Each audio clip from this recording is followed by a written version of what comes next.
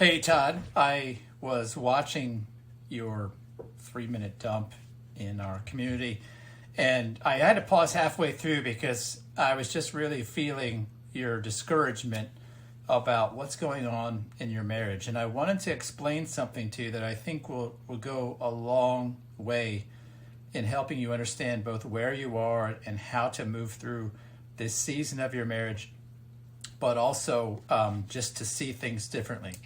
So in all disillusioned marriages, actually all marriages will get here eventually, but especially a sexless marriage, you have this problem called enmeshment. So I'm going to draw a picture of this to the best I can, okay? And so you have to forgive my simple thing here. You have you, and you have your wife, okay? You and your wife, circles.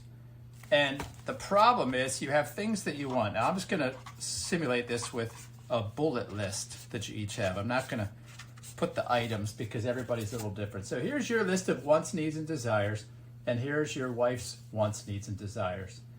And when you're experiencing enmeshment in marriage, you're under the belief that the other person is the person that gives you these, and because they're the person that's responsible to give them to you, if you don't have your needs met, it's their problem. Now, you see how the inside of this looks like mesh? That's a great way to remember that. Enmeshment is when I believe that what I want, need, and desire is my partner's responsibility, and they believe the same thing about me. And so here's one of the hardships about this. You can see this is bi-directional, right? When you're enmeshed, when you're entangled, the problem is you're each trying to get from the other person exactly the same thing. You're trying to get your needs met. She's trying to get her needs met. And you get caught in a gridlock where you say, well, I can't meet your needs. I don't have my needs met because you're not giving them to me. And it's round and round and round and round the mulberry bush. This is the nature and the problem with enmeshment. Enmeshment is all based on mutual dependency on the other person for things that feel vital. And so you've been working really hard on this, and this is really admirable. And while you're doing that with a wife who at this point still believes that the things that she deeply needs, which are to feel appreciated, to feel seen and heard, and to feel accepted, that they come from you, right? Now, here's the thing. Those are actually all just canaries in a coal mine. They're the tip of icebergs to deeper needs that you simply cannot, no matter how hard you try, meet them. Because they're needs that are existential. They're needs that are about our sense of self. You can never, nor should you ever, give another human being their sense of self. And so what's happening here is you keep trying to produce the right formula in yourself that will finally make your wife happy. And I'm going to tell you this right now. It will never, ever happen. You might occasionally intersect with some behavior of yours with some good feeling from her, but as long as you make it your mission to make her happy, you're completely missing the point. Something else needs to happen, right? What needs to happen is this mesh needs to be torn out. And I'm going to draw, I wish I had another color. I'm going to go another approach. And I'm going to put you on the one side here, and it's going to be this, that you're going to learn to meet your own internal needs. You're going to self-source those.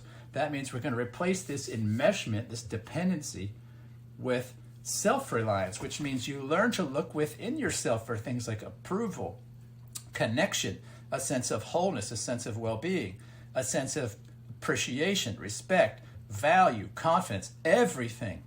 But I want you to notice something. While you have this here, your partner does not yet have that. And this is where you're getting stuck. You have done great work to self-source and do some self-reliance. But there's a natural thing that happens in the grand timeline of these relationships where you're going to have to do this for a while under some pressure and duress, because your partner is going to say, where's my stuff? You're not doing it right. If you would just show up differently, I would finally feel whole. I would finally feel better on my insides. That, I'm just going to be straight up authentic and direct, is just codependency. You're not responsible for other human beings' emotions. They are.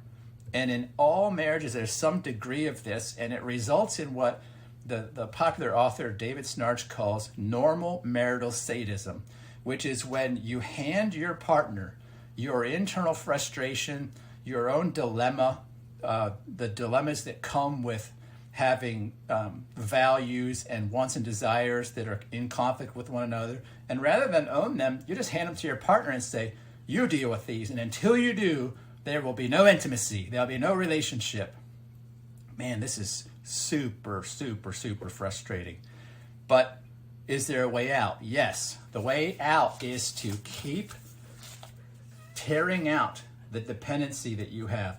Keep tearing out the enmeshment and build it instead to self-reliance. You must continue to be self-reliant. Now, here's what's also happening. And the hard part about this is you're trying to relate to her. You're experiencing her hard emotions towards you for not meeting her needs because she is still enmeshed, even though you're working on not being enmeshed. This becomes very uncomfortable for the other partner. It feels like abandonment. It feels like you're doing a lousy job. It feels like you're a lousy husband. It feels like you're a lousy lover. And when you're experiencing that, it's discouraging. And this is why we have you do this in a community where we can encourage you to just hang in there for a little while. Because what happens, and I'll draw some images for this, is she needs to experience this. But right now, when she says, I'm unhappy, I'm unhappy, I'm unhappy, what you do is you start reconnecting the enmeshment and you start trying to control and manipulate and do good things and make her happy. And so you start reestablishing the connections that you're trying to break. And the evidence of this is that when a woman's emotion makes your emotion change, you are enmeshed. If you are enmeshed, it's the same thing as dependency, which means you're having an internal emotional response because of her emotions. That's unhealthy. And this is actually something people in this spot think is normal. They don't know that you can live atomically emotionally. Now, that does not mean apathy. My wife would be the first person to tell you I am nothing even close to apathetic. And that I'm a deeply compassionate, empathetic, curious, and loving man. And I have no emotional entanglement with her.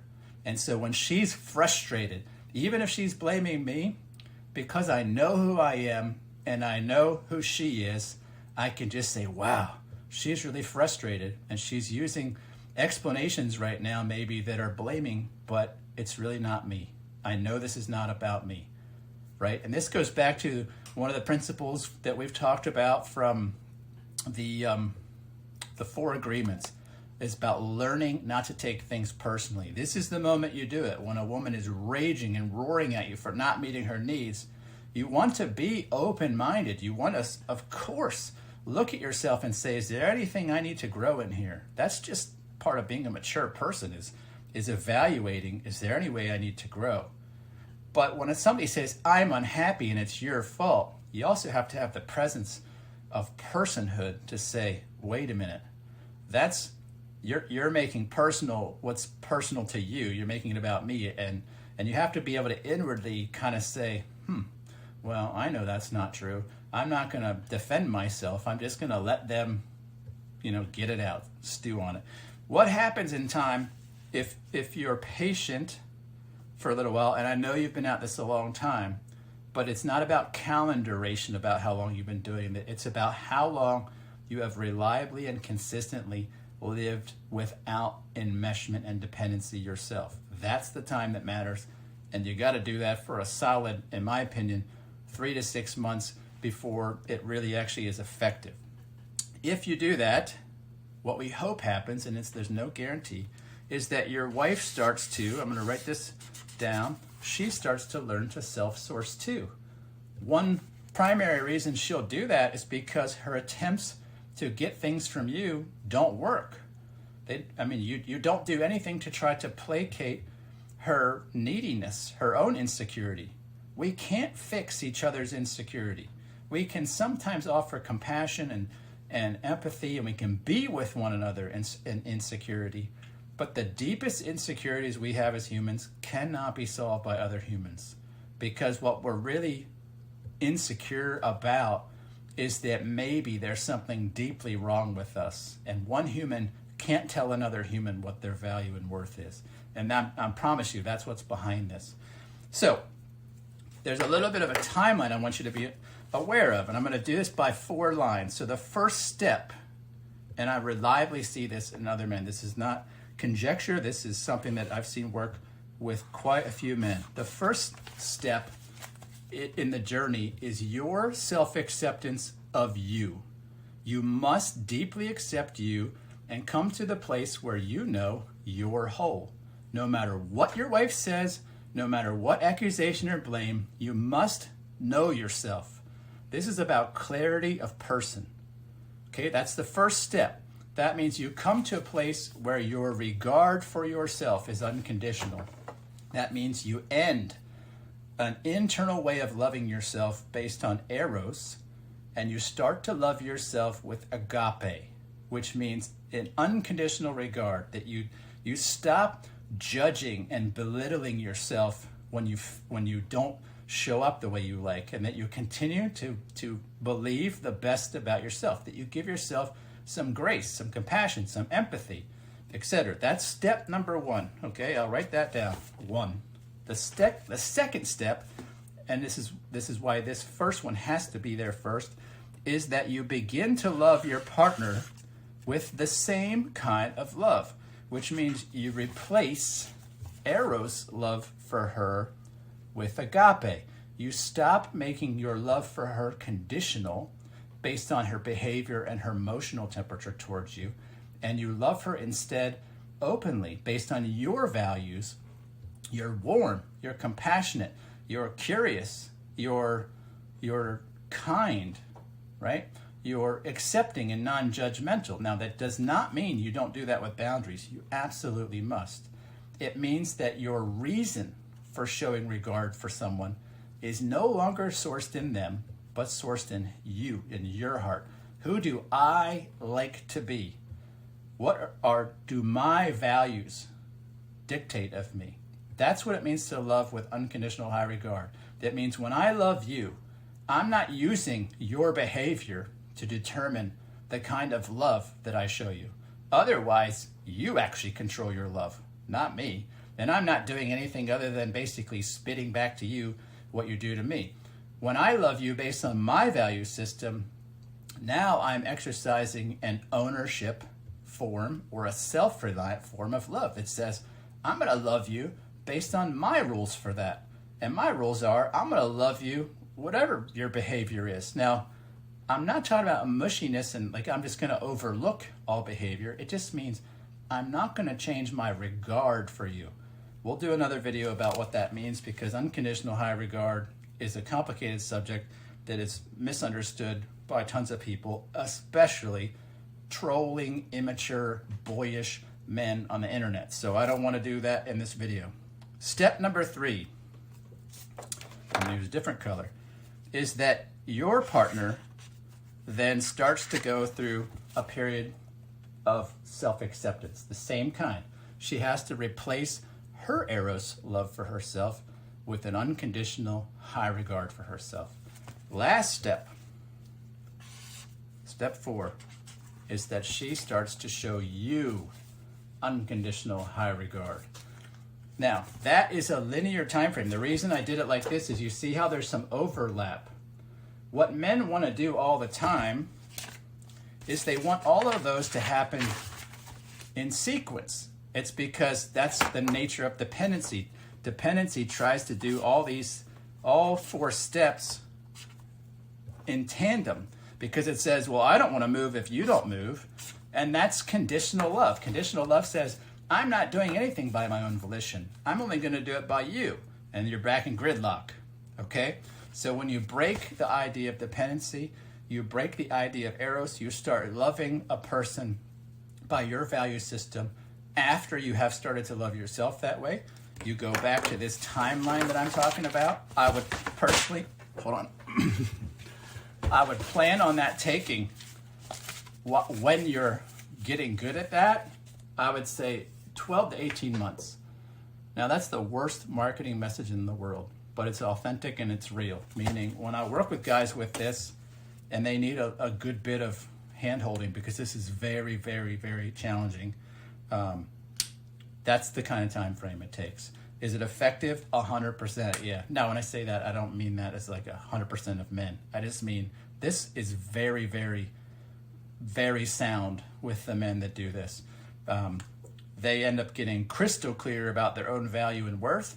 They break their dependency and enmeshment. They learn to hold that space, which is when you prove to yourself that you really do love unconditionally. Because let's face it, if you want to say, I'm an unconditional lover, how do you prove that? How do you test that?